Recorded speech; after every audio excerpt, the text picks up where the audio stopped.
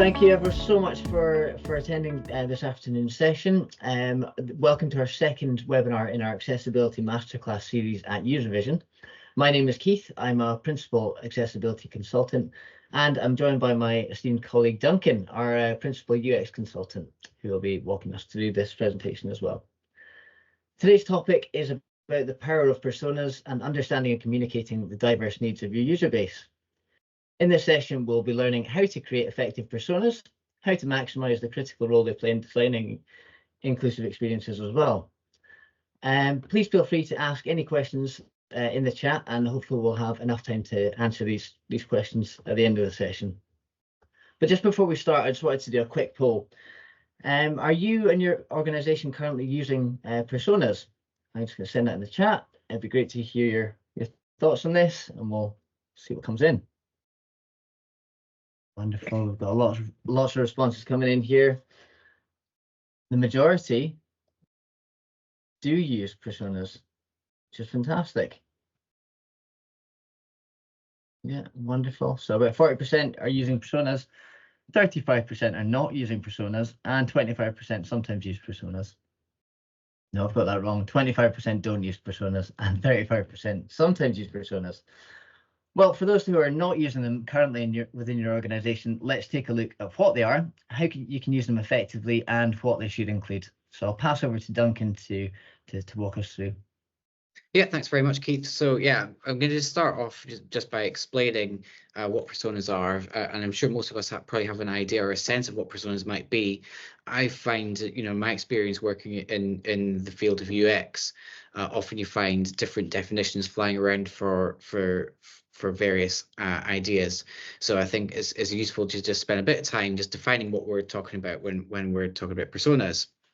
And one of the things that we offer at Uservision is we deliver training in it's called CPUX in Foundations of Usability and User Experience, and that's a really kind of robust kind of set of it's a robust course that helps define a lot of the tools that we work with and the ways of working in human-centered design.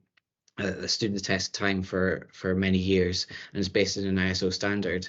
So in that, the personas are defined as a description of a fictitious but realistic user and what they intend to do when using a system or service.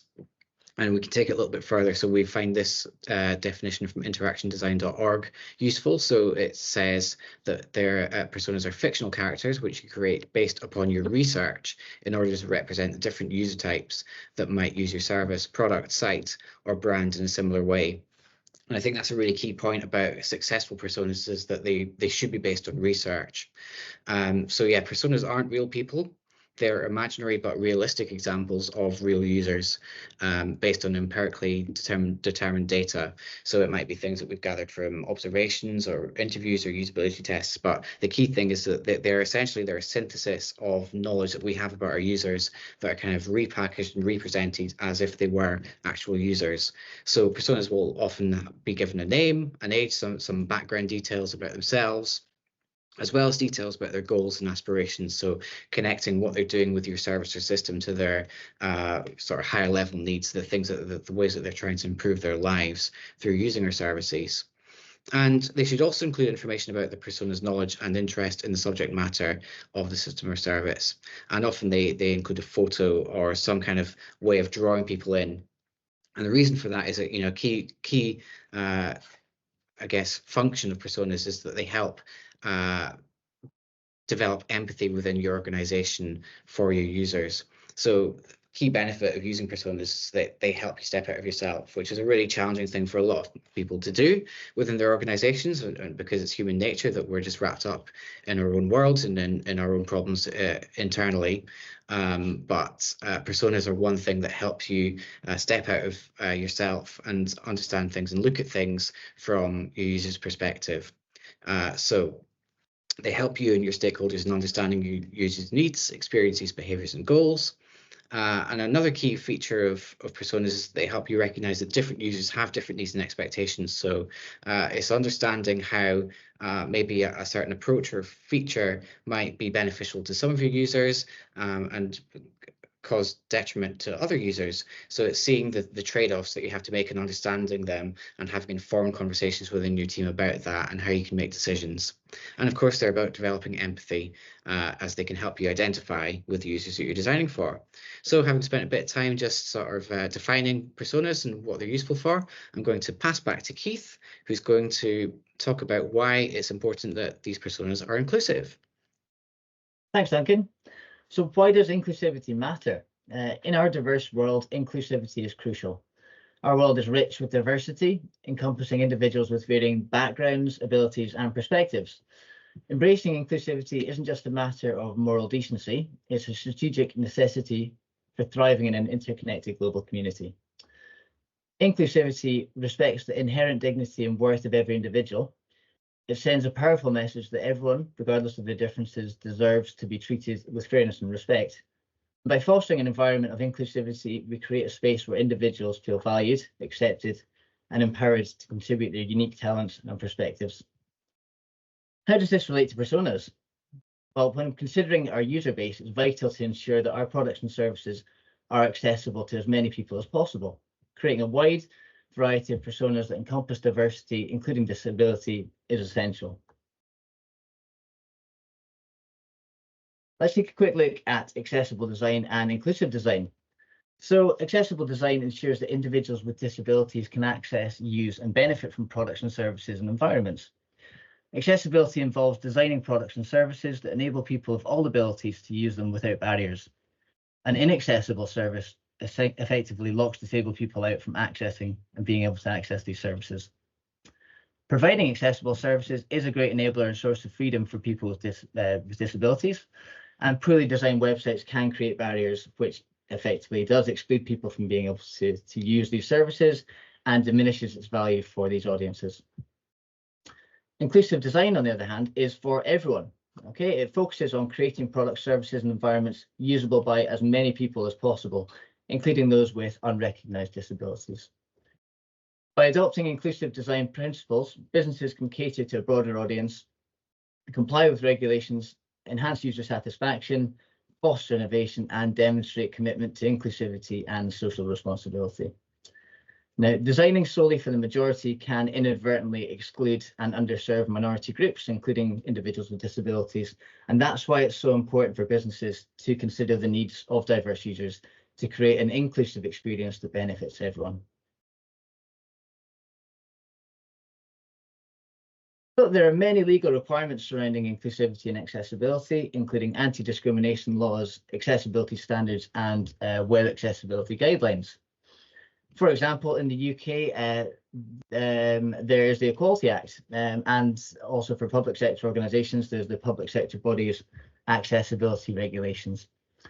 In the European Union, there's also the European Accessibility Act, which came into force recently. And in the US, we also have Section 508 of the Americans with Disabilities Act as well. Beyond legal obligations, there are also ethical considerations that play a crucial role in guiding actions and decisions relating to inclusivity and accessibility. Ethical considerations encompass principles such as fairness, respect for human dignity, social responsibility, and building trust. By ensuring your service offering is accessible, it guarantees equal access and opportunities to all individuals, irrespective of their backgrounds and abilities when designing products, services, and environments.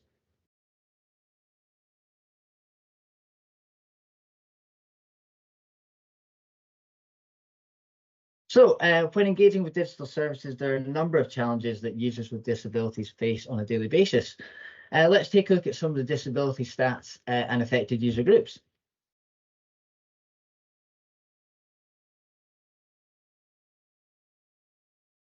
So folks, we have a statistic from the World Health Organization, which shows that 1 in 6 people globally has a registered disability. This statistic increases in the UK to 1 in 5. And in the US to 1 in 4 people, which amounts to 25% of the population. And there are 4 main disability groups that are impacted when interacting with digital services, and they include people with visual impairments, so that's people with blindness, low vision, or colour blindness. They might have challenges interpreting visual content. They can't see the content on the page, and they're reliant on assistive technologies like screen readers to announce visual content in the way that they can perceive. There's also auditory impairments, so people that are deaf or hard of hearing, they're impacted by the way that they perceive audio content on the site, so they might require captions or transcripts to engage with the content as well. There's people with motor disabilities, who might find it challenging engaging with small clickable target areas. So they might require things like ergonomic, specially designed keyboards or joysticks or switch devices to engage and interact with digital content. And finally, we have cognitive impairments. So these people might have challenges processing information or engaging with large blocks of text. We did a webinar on accommodating the needs of neurodiverse users online in our last webinar, and if you didn't catch that, it's available on YouTube, so we can share that link towards the end of the session.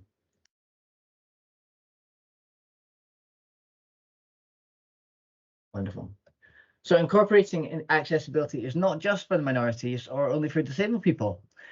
On any given day, a user can face a challenge such as working with a broken mouse or working with a fractured wrist, glare on a screen, a noisy environment, or feeling tired or unwell, or even having a long, stressful day. And these all impact the way that we engage with digital content.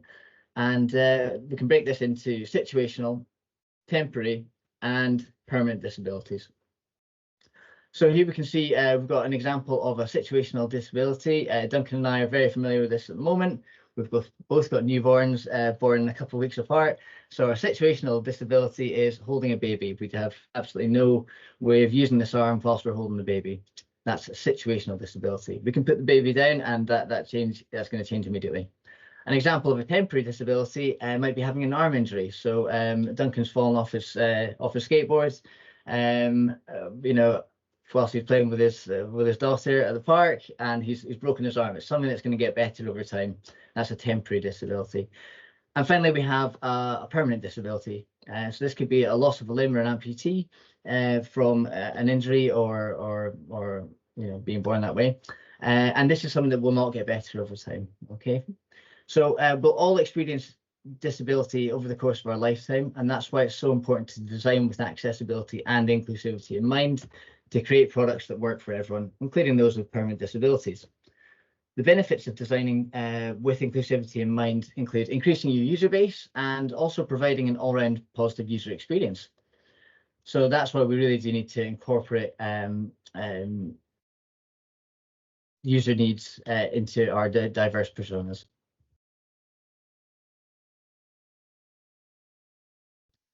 Okay, so why include personas with disabilities? Incorporating disabilities into personas offers several benefits, primarily by gaining insight into diverse user needs and fostering empathy among designers and developers. That's something that Duncan's covered. By including personas with disabilities, it helps us understand diverse user needs and the challenges and requirements users with disabilities encounter. This understanding allows for more inclusive and accessible design decisions as well. It also helps us identify accessibility barriers. It helps design teams identify the barriers early in the development process, and they can proactively work to avoid these barriers coming up rather than having to retrofit design considerations at a later stage.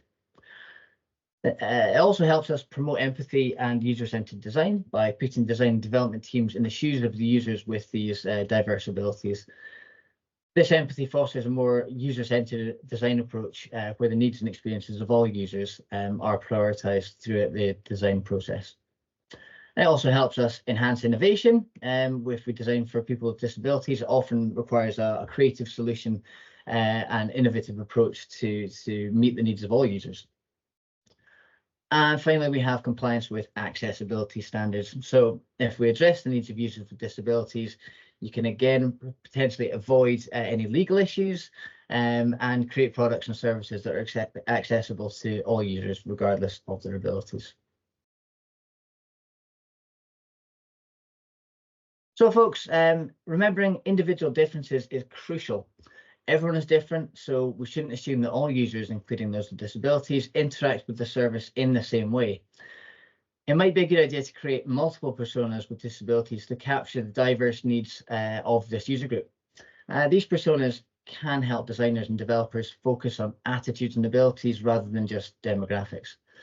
And let's not forget, a persona is just one example. We need to consider the full range of experiences.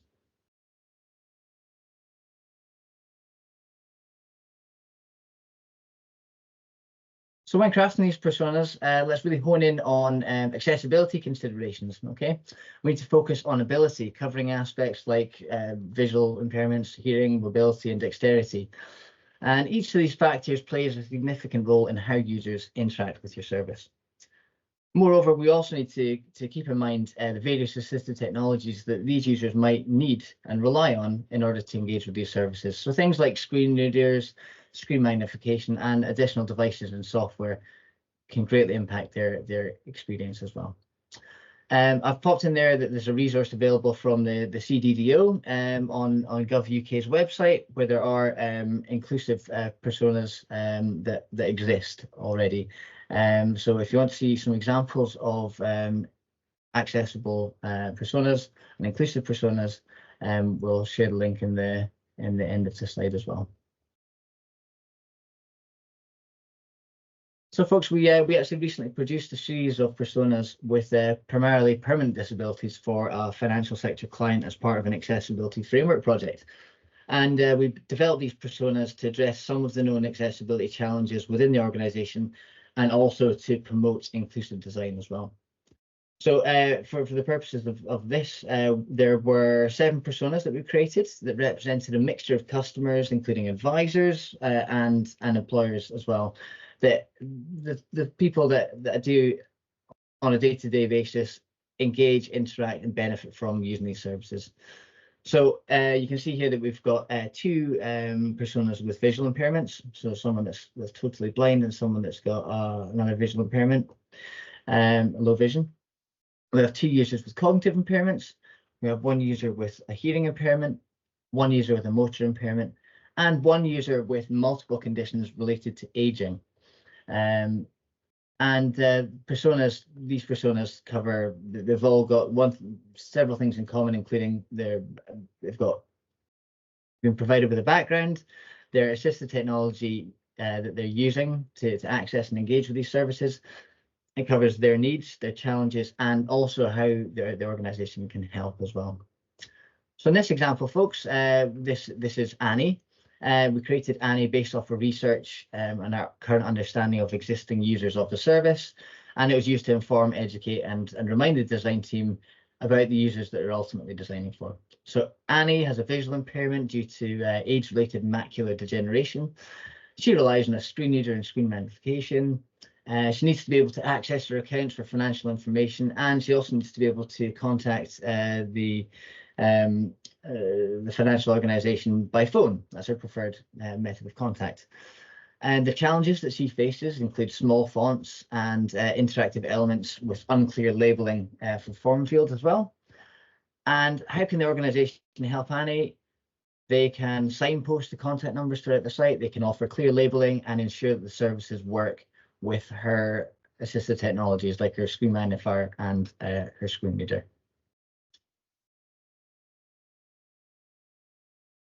So folks, I'm going to hand back over to Duncan, and I believe we've got another poll question coming up.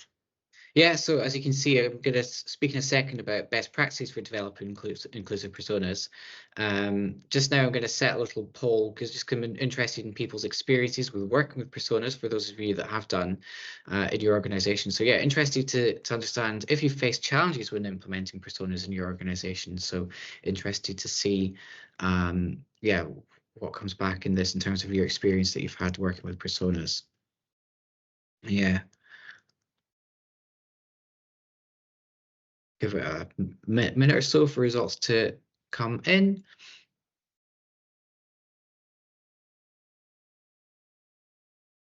So yeah, interesting to see roughly 3/4 of respondents saying that they have occasionally faced challenges implementing personas in your organization. I think, yeah, I've encountered that myself. And I thought it was really important to include this section in this presentation just to talk about best practices, because I think there are certain key aspects to personas that will dictate or determine whether they're successful or not, helping you make better, more user-centered decisions. So yeah, some important attributes of a persona that are important to include, would be, they'd include, well, essentially they're a rich description of a fictional user. So as we were saying before, the purpose of a persona is to build empathy for users of your products and services within your team. So for that reason, they have to be believable and relatable as a person, and they should be specific. So we're not trying to generalize a whole group, but they're supposed to be very realistic, kind of almost like you can imagine these as people that you know in your real life that you can have a conversation about with your team members. But although they're fictional, they're not made up. So they should be based on research, not assumptions, and that is a key, I think, critical factor in the success of a personas project is making them based in reality, on real research and real observations that you've made about your users, and not your internal assumptions. But of course, avoiding basing it on any real person, as I said earlier, is a synthesis of your research that's repackaged as if it was a distinct person. And another key factor in the success of a personas project is that personas should be archetypes and not stereotypes. So they should represent typical attributes and behaviors of a group of users. What you want to avoid is playing on assumptions about particular groups that are not backed by evidence. So one mistake I think that we sometimes see with the way personas can be implemented, and sometimes, is when they focus too much on demographics. So some of you may have seen this internet meme that shows the pitfalls of focusing too much on demographic information. That might be, we might have seen that kind of approach in something that's more like marketing segments. So yeah, King Charles III and Ozzy Osbourne have very, very similar demographic profiles, but they might have very different needs from your service or your product, and have different ways of interacting with it.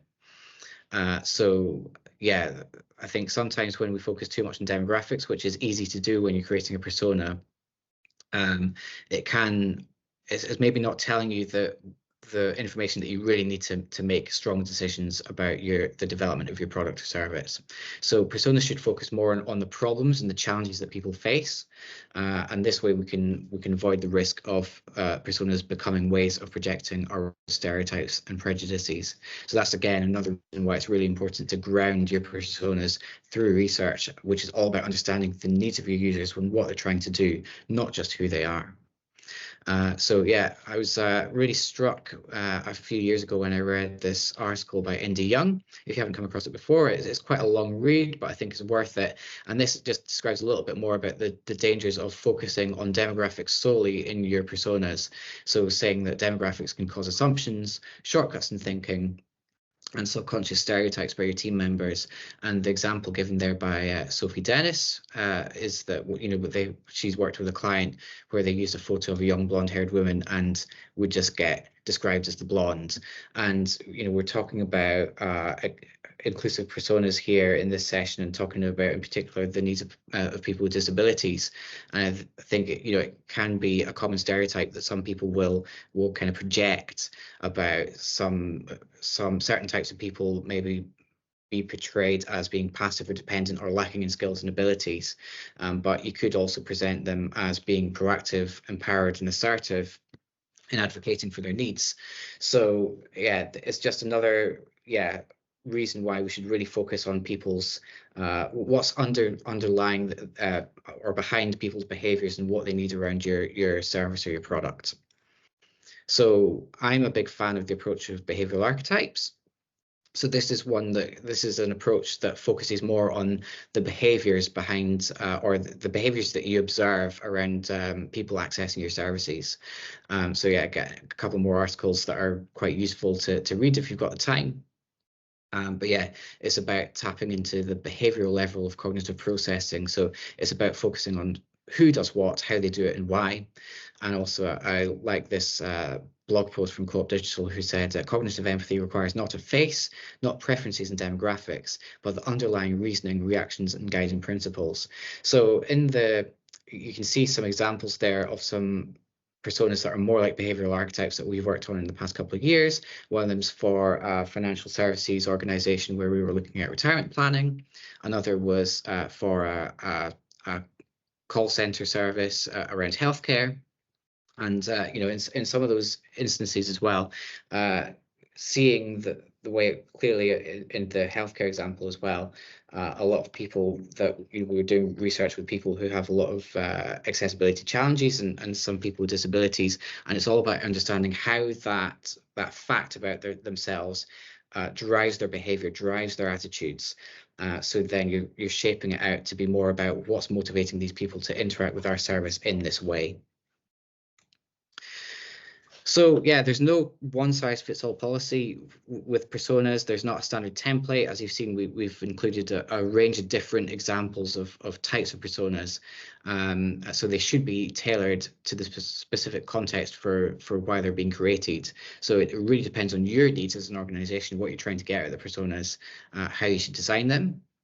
But some things you might want to consider is personal information, their personality, so what's making them tick, what do they love and hate, technology, what platforms and devices do they use, and in particular for people with disabilities, are they using assistive technologies, and how does that affect the way that they access your services, their experience around your product and service, and their typical patterns of use.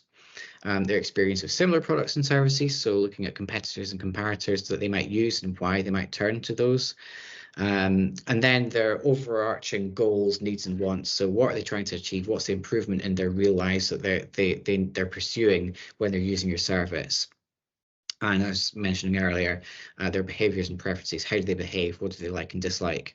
And then a key thing to include as well is people's pain points and challenges, because that's showing you the opportunity that you have to make improvements in your product or service. So what are your users finding difficult at the moment? And in the case of people with disabilities, how does their disability impact this, and what are the key pain points and what's driving that? So as we've been reiterating, and it can't be emphasized enough, I think all this should be based on user research. So this depends on carrying out thorough research. Your personas should be based on a strong understanding of the needs and preferences of people with disabilities in relation to your product or service. And this could come from a variety of sources. So it might be in-depth interviews, it could be usability testing, it could be analysing the way people use assistive technologies when using a product. Yeah, this is all about collaborating with disabled people, so involving users in the process of creating your personas. And at User Vision, we now have a panel of disabled participants. So if you would like assistance in accessing disabled people to carry out this research, get in touch with us and we might be able to help. And yeah, really important to involve your stakeholders throughout the process as well. And that's really important for, personas. They need to kind of be embedded in the day-to-day conversations that you're having with your colleagues in your organization. And as we know, people tend to buy into something more if they've been involved in building it. So yeah, working with subject matter experts and experts in accessibility in your organization to develop the personas further, involving your stakeholders increases the chance of buy-in. And you should include data that you've got, any information you have about the use of assistive technologies within your own products and services. And this is all helping build empathy within your organization towards the needs of your users and people with disabilities. Personas should also be developed iteratively. So another, I guess, pitfall I've seen in less successful persona projects is when the design and the development of the personas is treated as the end goal and the outcome that you're looking for. And we make the shiny posters and we put them up on the wall and we say to ourselves, job done, and pat ourselves in the back. But they should be developed iteratively. And like everything else in user experience, it's really important to start with prototypes. So you can prototype the visual design and the content that will be presented in the personas, test them out with stakeholders, ensure they resonate and that they're believable and that they can actually help your team have better conversations about who your users are and what their needs are. And they can start out as just sort of simple text-based rough outlines at first, and then you can start to develop them further over time once the structure emerges. One way you can do this is, and just to understand how you can synthesize research that you've seen and different observations you have about users, is to and ultimately turn them into segments and groups that become your personas, of which there should really be no more than around 6. We'll just describe a method for doing this, for creating those logical groupings in a short step-by-step process. So first step, of course, is following on from your user research, of which it could be any information that you have about your users, so from interviews or focus groups. you can create little profiles for participants that capture key information about each participant. So you can include things like demographic details or behavioral drivers, any psychographic stuff that you have. And then you can just create little summaries for each profile, just as a memory aid for your stakeholders, just with that key information in that little card. And what you can do is you can then compare two cards once you've produced them all and ask yourself two simple questions. So you can ask, what attributes make these two people different to each other, and what attributes make these two people the same? And keep doing that with different cards, swapping them out, and just asking those questions over and over again. What is making these two people the same, and what's making them different? And then you'll end up with a list of attributes, and that could be what informs what the key things that you need to include in your personas are.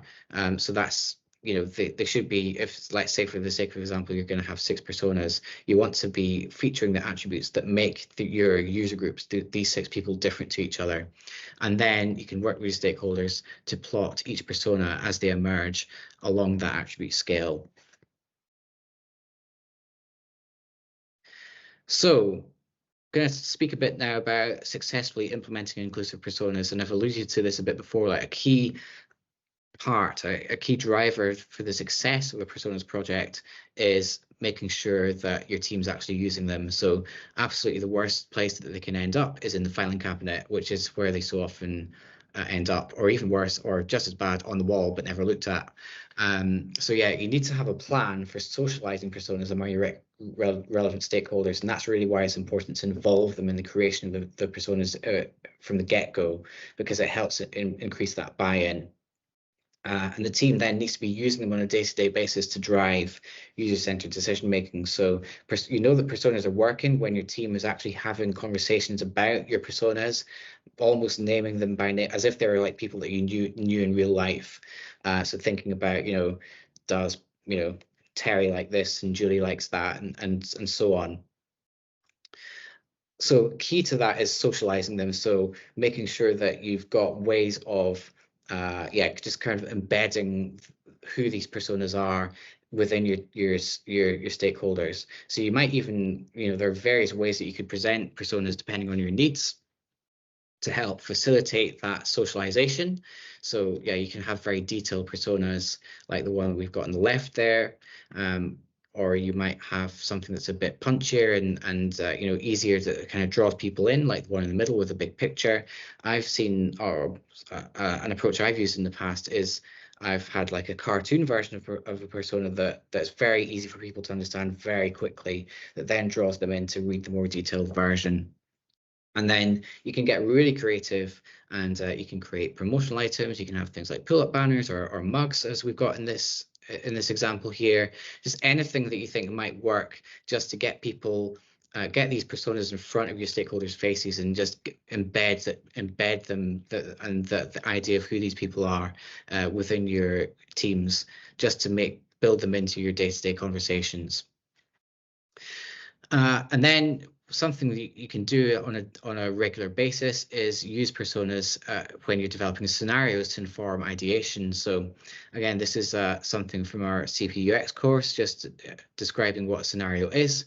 So they are a narrative description of how a user will carry out tasks within a planned system or service. So scenarios are all about imagining what the ideal future situation looks like with your service, and thinking about how can we get to that ideal future state. So it's telling a story about how the service can be used in the future, and you should use personas to represent your users in these scenarios. And that's something that you should be doing early and often in your activities to inform the design of solutions to meet user requirements. And another nice way of using personas that I'm a fan of is this kind of persona weighted prioritization matrix. This can really help you make decisions about what features you should prioritize, because I was saying before, what is good for one user might not be so good for another, and that's one of the key features and reasons why we should be using personas, is to understand the trade-offs that we're having to make when we're devising new features. And you can use a scoring matrix to prioritize new features based on how much it will address users' needs, and understanding how that will affect different types of users that are using your service. So you could have your list of features. So in this example here, I've got widgets, gadgets, and thingies as your potential features. and then scoring them against each persona, depending on how much they'll like it. So giving it -1 if people will, if your persona will dislike the feature being included, 0 if they'll be indifferent, 1 if they'll like it, and 2 if they'll love it. So yeah, you can sort of use the personas to come up with a scoring system and prioritize your features. What you can also do is weight certain personas if some of them are more important to you than others. So let's say, for the sake of example, that you've got one persona that's representing particular needs around accessibility or use of assistive technologies, and you've made it your project to improve that experience for that persona. So let's say that Carol is the person that's got this particular need in mind that you're trying to improve. You could weight her scores more heavily, so multiply it by 2 or whatever weighting you want to apply, and you can see how that changes the scoring and the relative prioritization of your features.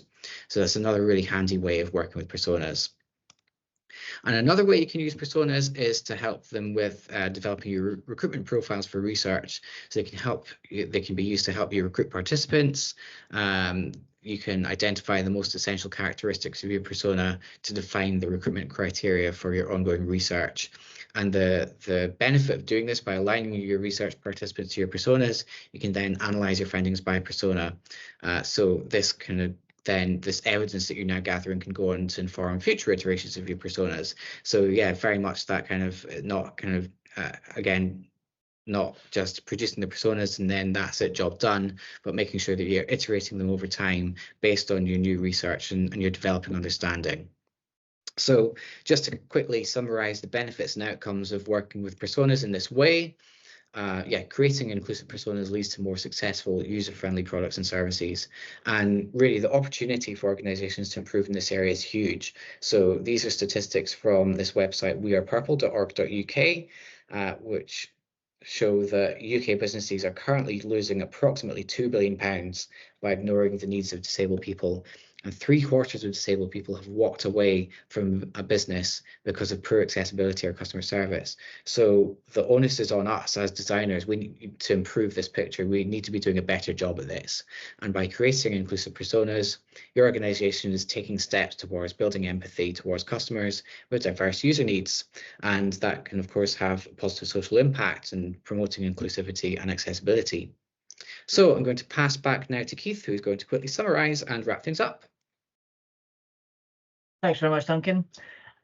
So folks, we're going to be going into the Q&A session shortly, but I'll just summarize really quickly, folks. So we need to remember that personas may be fictitious, but they're grounded in solid research, providing us with valuable insights into our user base.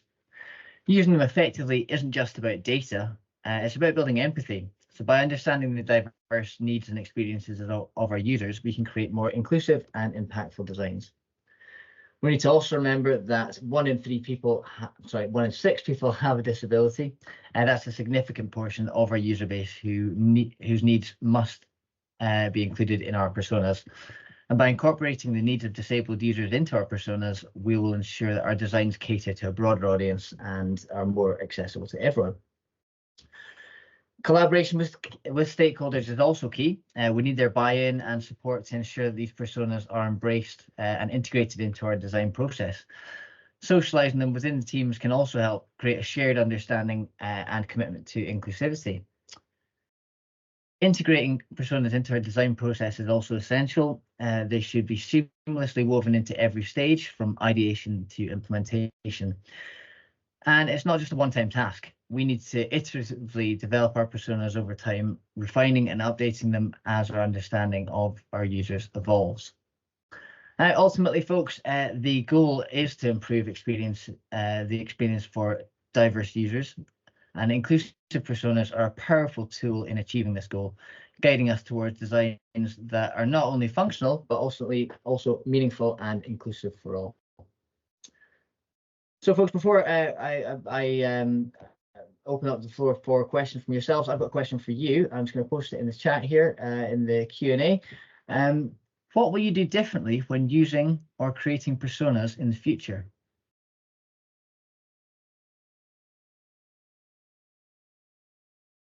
Yeah, and just while people answer that question, I've just noticed Anna's comment in the chat, and it's something that I forgot to touch on actually in my section. So Anna was saying we don't use personas, we use archetypes, which I often find is harder to get the buy-in as there's not that personalized element. So yeah, I guess there's a balance and a trade-off there with the more demographic-driven persona approach, which will have a photograph of someone in it. That when you've got the photos and that kind of more, those kind of more personal touches in them, that's when you can really get the empathy building a lot more in your organization. But with that, I guess, potential downside that they're sometimes used for yeah, or they can become stereotypes and create not so useful associations, let's say. So yeah, thanks for that input, Anna. Very resonant with me. Yeah. Nikki, you had a question. Yeah. Hi, Duncan. Hi, Keith. Thank you for that as well. It's really insightful. So we work for the Scouts. We definitely want to do more inclusive design. It's definitely part of our agenda. We use personas at the moment, or should I say we've inherited personas. So my team specifically are looking to, should we say, iterate, if not rip them apart, and then obviously make them more realistic, but also to be inclusive. I think the biggest challenge that we're facing right now, especially as a nonprofit, is reaching out to those underserved communities. It's like, obviously we've got our student persona, we've done some desk research, which is great, but like you said, there's nothing better than reaching out to people who actually, you know, have some of these barriers and limitations. And so where we are at the moment, we are going through a digital transformation. We've made the wrong assumption that people got devices, they've got data, never mind the accessibility issues. And so what we're trying to do is really target those communities. Again, as a nonprofit, we don't always have the benefit of, you know, going to recruitment agencies and specifically targeting those individuals. So do you have any tips for people like us, how we can still represent their needs, but also make them more realistic at the same time? Loaded question. Loaded question, Nikki. From my experience, there are options to reach out to several community groups. It could just be as informal as reaching out to a Facebook community group and asking for input and for their feedback on certain topics. That's generally how we've kind of started our own panel of disabled people. So it's a way for us to reach out to them if we have any research projects that they can be involved in. And from our experience, people are very willing to share their experiences to improve not just their own circumstances, but the experience for other people in a similar situation. There's actually a really powerful quote from a blind participant that we had recently for some usability testing. That he just, at the very end of it, he said, "I'd just like to thank you, the organisation who was paying for the research, for doing this stuff. It makes a huge difference on my own experience and for people like me as well." So he said thank you. It was just lovely. It was really nice. Duncan, have you got anything else that you'd like to add to that as well? No, I don't think so. I just encourage you to, it can be an effort to reach out to users and especially people, or let's say a diverse range of users, let's say it can be tough, but I think it is well worth the effort because you always learn something. You know, you've got your internal assumptions, and whenever you do research, you find out that something that you were assuming was wrong. And it's just so valuable to, reach out to those people and involve them in your process. Excellent. Thank you, Nikki, for your question. Karen, over to you. Hi. So I'm just wondering how to kind of get buy-in, I guess, from managers when it comes to user research, because I think it's quite common, especially in higher education, when redesigns and things are happening, that's not necessarily headed by a web team, that's headed by another team. And so all of this, like the research and user personas and everything, it doesn't translate to people that aren't really web people. So I'm wondering how to make a case, I guess.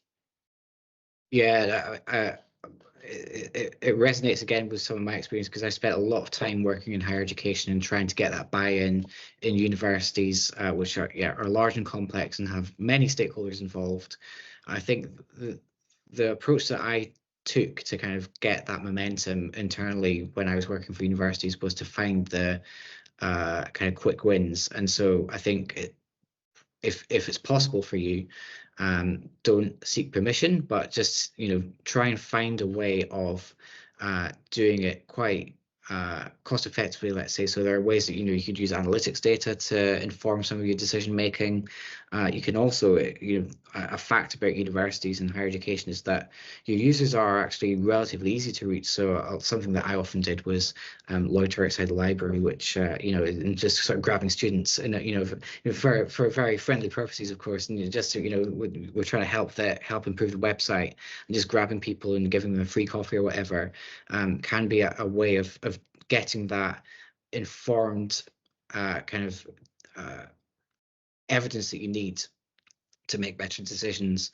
And then once the momentum built, I found that actually if you have got yourself in a position where you've got some really good, solid, robust evidence, that can open more doors, I think, because in higher education, academics can find it a bit trickier to argue against robust research. They'll still try, but it's harder to do if you've got it all underpinned by good research. Another angle from an accessibility perspective is approaching it from a legal and compliance angle. So higher education, you're going to adhere to the public sector body's accessibility regulations. So that means that your products and services must meet you know, the current web accessibility standards. That's the Web Content Accessibility Guidelines to version 2.2 to level AA. So that's another way for you to kind of get buy-in from senior stakeholders. Listen, if we don't, you know, do the research and make sure that our products are accessible and inclusive to all of our users, our students, then we could be facing a legal suit. Okay, that's Thanks really very much. helpful. Thank you. Question, Karen. That's wonderful. Anna, over to you. Hi. Yeah, I guess it's just more back to that slide that you'd shown with the example of the persona that had just been reduced to the blonde. And I thought that was kind of interesting. I think it would be interesting to see, like, what was that persona? Was it because there was a lack of context, or was it because that organization is just, I don't know, when that's the kind of the outcome of it, you make your own assumptions about what kind of organization that is. So I guess, how do you deal with stakeholders? Like, is that like, how can you find a solution for that if they are just going to really reduce anything that you do to the blonde, like, or like, and it would work for any, like, if you did an accessible related, like, would they like break that down just to like a super basic, like, I don't know. Yeah. I don't know about the specific example of the blonde, but it was very similar to something that I've encountered in one of my again, when I was working at university, we had very not demographic focused but role focused personas. So there was like a comms person and a techie person, and what I found was that the teams were just talking about, you know, techie person likes techie stuff and the comms person likes shiny stuff, and that was kind of like how the team talked about those people. And it was, you know, the personas were really robust, they'd been founded in really good stuff, but they'd been used for about 10 years, and they, you know, they hadn't been really updated, and the team had just sort of drifted into speaking about these people in these really kind of I guess crude ways. So that was what I did there, was I kind of just pulled them apart, because it was still, you know, a lot of what was in those personas was still true, but what I did was I kind of pulled them apart and working with a team to kind of reshape them so that they were less aligned to specific roles, but more around certain drivers and behavioral aspects. So yeah, I think again, like in some of the examples that we've featured in the slides of some of our recent client work, we've included you know, the needs of people with disabilities within the personas, but not made that the focal point of who they are, if you know what I mean, in the personas, but just describing how does that fact about their life influence their behavior and the way that they approach our services. So yeah, I think I guess you were saying in the chat that when you don't have the face and you don't have the photo and you don't have the name, it can make it harder for the team to develop empathy.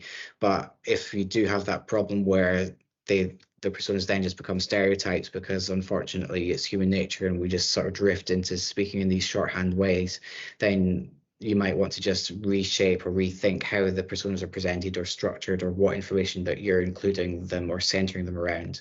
So that's another reason why there's not like a one size fits all standard template for personas. It really depends on your works, your organizational culture and what you're trying to achieve with them. Yeah, I think with the using the archetypes as well, the difficulty is like it contains, it's a lot of like more demographic kind of information along with like the behavioral stuff as well, but it's almost like it's an overload, it's too much. And I wonder if, as much as we're designing personas that are based on our users that need to be streamlined and kind of like quite clear, is it super important also to be inclusive in the persona itself, in terms of if we have people internally who are going to be using these, if there's just so much information there, nobody can kind of see the wood for the trees, and that's where you kind of lose buy-in as well. Yeah, absolutely. And I think that what I found working in that kind of scenario is you can have the detail and that can, that richness is there, but you can have a different version for, maybe, for example, that would be for senior stakeholders who have less time or just need to kind of see the summary quickly. That's where I've worked with kind of cartoon versions of the same personas, so that a lot of the detail is lost, but it tells you almost like in a headline form or in a cartoon, this is the story of this person. So yeah, again, you can have multiple versions of the same personas if you like, just for different purposes or for different people in your organization. Thank you, that's a really great idea. All right. And also you just touched on accessible formats as well. So you could have a nice PDF version of it, but as long as you make that PDF accessible with a nice reading order and alt text for your images and all things, then that's the best practice. And in terms of meeting the public sector body's accessibility regulations, it needs to be everything that's external facing and internal facing as well. So for your own staff, you need to make sure that those documents are accessible. Which leads me nicely on to talk about the next few webinars in our Accessibility Masterclass series, folks. So the next one that we have coming up is strategic inclusion. So paving your road to digital accessibility excellence. This is relating to the ISO standard 30071 part 1, which I'm sure many of you are familiar with, about managing accessibility throughout organization. Now that's coming up on the 6th of June. The next one we have is accessible documents, so crafting content for all audiences, again relating to that conversation we're just having there, Anna, and that's going to be on July the 4th. And finally, within this series, we'll have decoding VPATs and ACRs, your guide to procurement and compliance. Okay, so this is for procurement and selling any software as a service, and making sure that you've got your VPAT all filled out in the right way. We also have a training course coming up, folks, web accessibility for managers, on the 23rd of May. There's also a whole host of other training for UXers. So there's a CPUX coming up with Duncan and presumably Chris. And if you'd like to find out more information on these training programs, please scan the QR code on this slide here. Thank you ever so much for everyone's time this afternoon. Your input was really greatly appreciated, and your concentration and your fantastic questions at the end. Thank you so much.